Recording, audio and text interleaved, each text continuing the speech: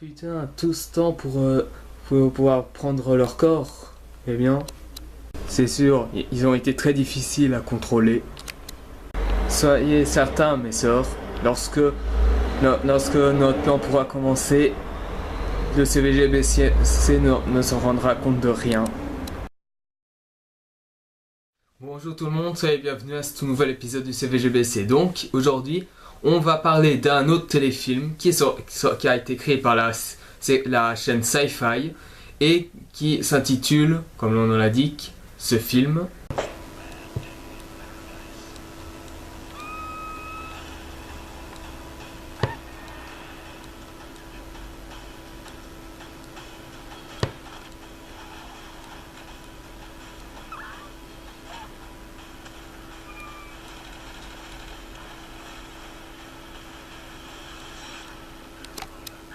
Piranhaconda, sorti en 2011, créé par la série Sci-Fi. Ici, pas dans le casting, qu'un seul acteur connu, Michael Madsen, qui a déjà été vu dans plusieurs films de Quentin Tarantino, et aussi dans quelques films de série B comme La Mutante 1 et 2.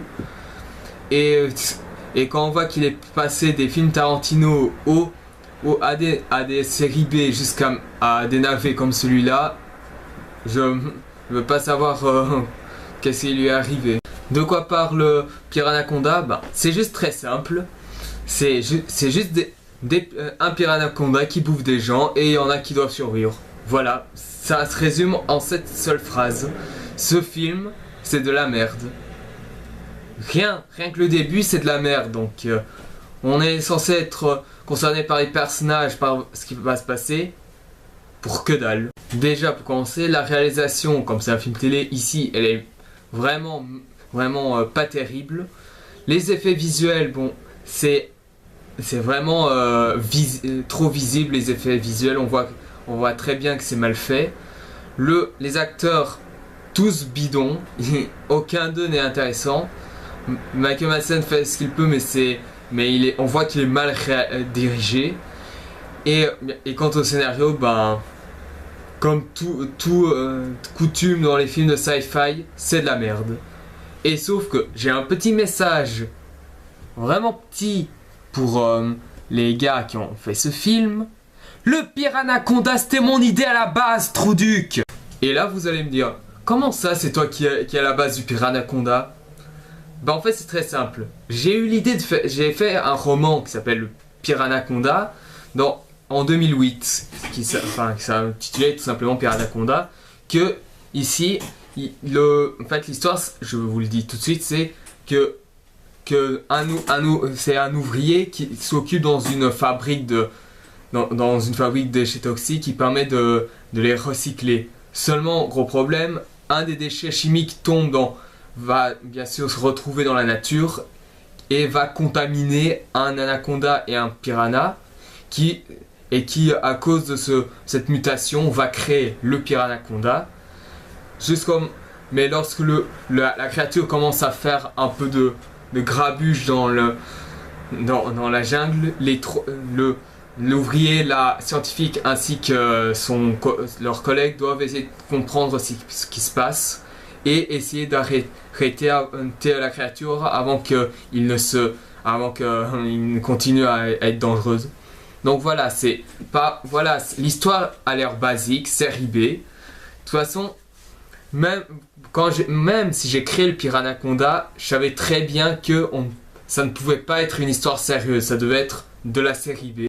Déjà, il faut comprendre que ma version du Piranhaconda qui a été fait en 2008 est très différent du film de 2011 que je suis en train de critiquer. Je risque de faire un comparatif, mais il faut comprendre un truc. Ce que j'ai oublié de dire à propos du roman, c'est que ça se passe au Brésil. Sachant que les Piranhaconda, c'est la fusion d'un piranha et d'un anaconda, ces deux animaux, on ne les voit principalement au Brésil, seulement qu'au Brésil. Ici, et c'est ce que le roman situe, ici dans le film, on est à Hawaï. Je sais pas ce qui s'est passé, c'est un paradoxe, je veux dire, il n'y a pas de piranha et d'anaconda à Hawaï, je sais pas, ils ont eu trop la flemme d'aller au Brésil, donc ils ont décidé de prendre un endroit au hasard comme ça. Franchement, c'est non quoi. Piger la logique quoi. Un piranha et un anaconda à Hawaï.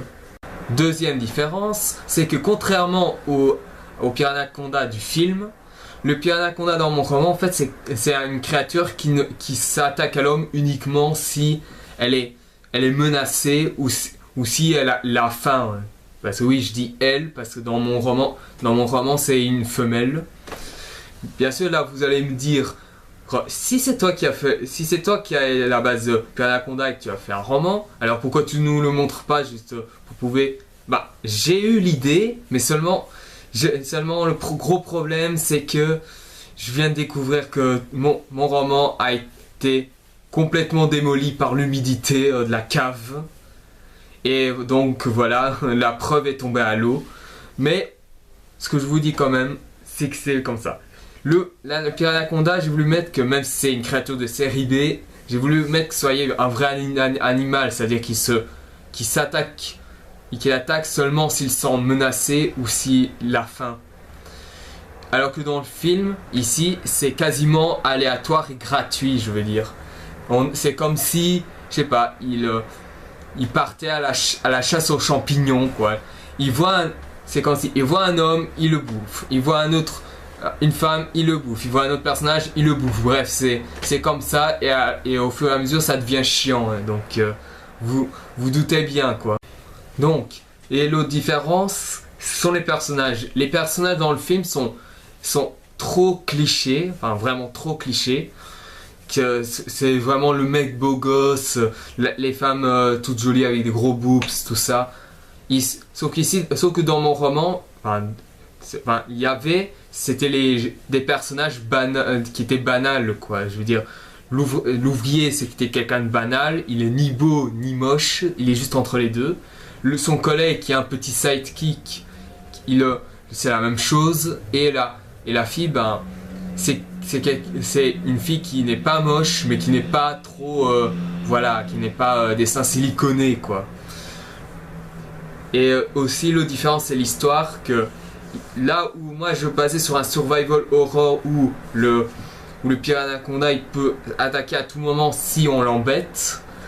Ici dans ce film, le Piranha est juste une espèce de chasseur de champignons dont les personnages sont tous chiants avec leurs cris. Mais je vous dis, si un jour vous allez découvrir ce film, lorsque les personnages vont crier, baissez le son parce que franchement, les cris sont tellement énervantes que vous aviez envie que le Piranha les bouffe, tout simplement.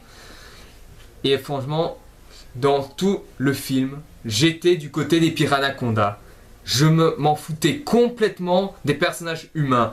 Les Piranha, ils pouvaient bouffer tout le monde. Moi, j'aurais été content parce que, franchement, si les personnages sont cons comme la lune, ont un charisme de facochère et en plus qu'ils hurlent comme comme la dame en noir avec son cri, voilà quoi.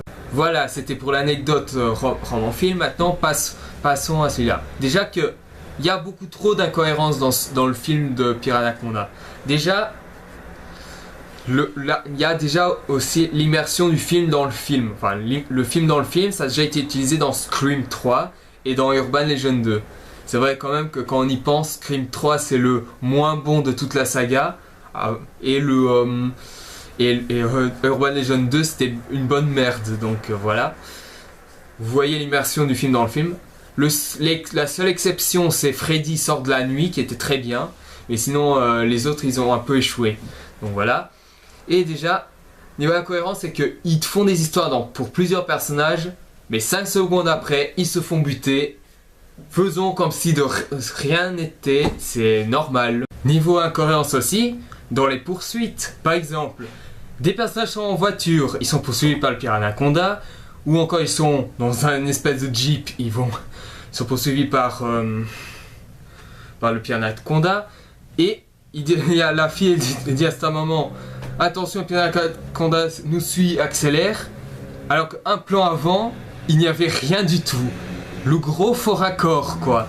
À savoir que bien sûr, ils ont eu trop la flemme de mettre juste un petit effet spécial où on voit le Piranha en train de s'approcher d'eux, quoi.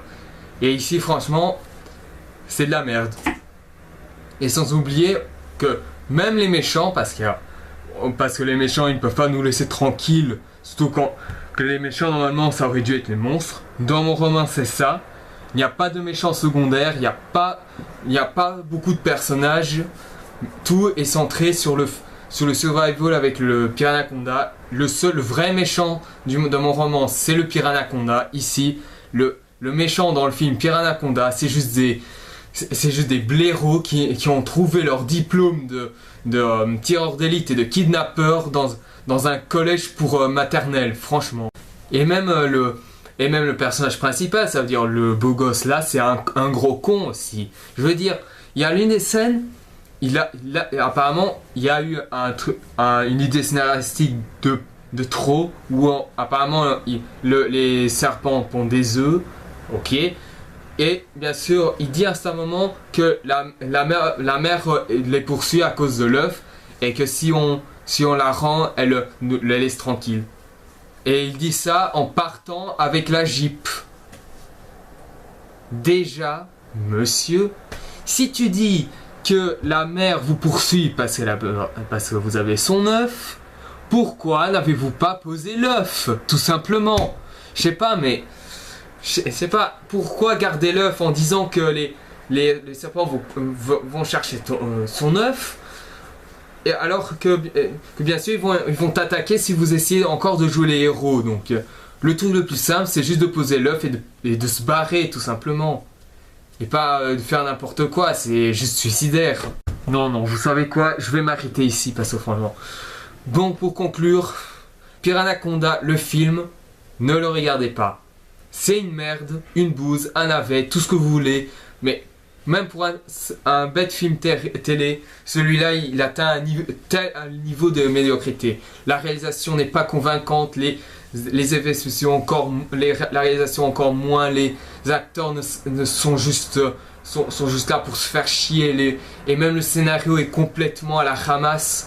Franchement, si vous voulez voir un bon film de serpent, préférez le premier Anaconda, préférez des serpents dans l'avion, ou alors Snake le Cobra, ou plein d'autres films de serpents qui ont été faits, même des films japonais ou indiens qui même étaient pas terribles, ça faisait quelque chose. Donc voilà. Merci d'avoir vu cette vidéo, j'espère que ça vous aura plu. Si vous avez aimé, mettez un j'aime. Si vous voulez en savoir plus sur les prochaines vidéos à venir, abonnez-vous. Si vous avez des prévisions de jeux ou des films à me demander, tous les choix sont possibles. Envoyez-moi des commentaires, on en rediscutera. N'oubliez pas de me poser des questions si vous en avez. Et si vous êtes nouveau à découvrir ma chaîne, ou si vous n'avez pas encore vu mes précédentes vidéos, je vous conseille d'aller voir, même les hors-sujets, car j'ai beaucoup de choses à dire dans ces hors-sujets. Donc pour la prochaine vidéo, c'est ma rétrospective. Et franchement, j'avais parlé de Yes Man, qui était sur la parodie, mais j'en arrive pas. Je vais peut-être revoir dans ma liste, mais je vais voir. Alors, voyons voir.